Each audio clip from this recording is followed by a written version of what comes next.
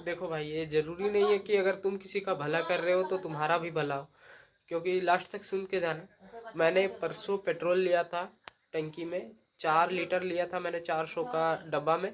और फिर मैंने 100 रुपये का गाड़ी में डलवाया थोड़ा लेट से। और जब मैंने उनको 500 रुपये दिया तो वो मुझे 400 लौटाने लगे। वो भूल गए कि मैंने डब्बा में भी पेट्रोल लिया है।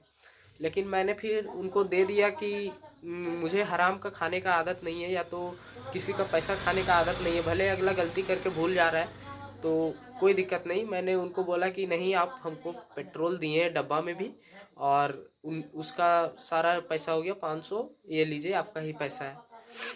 मैं चाहता तो 400 लेके भाग सकता था, वो दे ही रहा था हमको।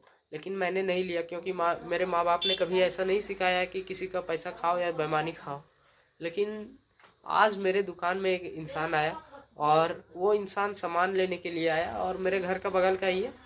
और वहाँ पे सामान लेने आया तो मेरी माँ गई पीछे साइड, कुछ काम था, और वो इंसान चोरी करके और चल गया। पैसा 1 से 1,500 रुपया था। हम लोग को 1 से 1,500 कमाने में बहुत ज़्यादा लगता है एफर्ट्स, और वो चोरी करके चल गया। और अब वो मतलब ये भी नहीं बोल रहा है कि मैंने चोरी नहीं किया, ऐसा बोलता है मैंने चोरी नहीं किया। मतलब भाई, कोई कितना गिरा हुआ इंसान हो सकता है, वो भी वो 34 से 35 साल का इंसान है, तो कितना घटिया इंसान है कि चोरी कर लिया। और हम लोग ने आज तक किसी का ना ही पैसा चुराया है, और ना ही किसी के बारे में हम लोग बुरा सोचें, और हम लोग हर समय भला सोचें। तो ये ज़रूरी नहीं है कि आप भला कर रहे हो तो भला ही हो, लेकिन भला ही करना चाहिए। भले कोई कुछ भी करे, अपना फर्ज नहीं भूलना चाहिए। बाकी बात, धन्यवाद।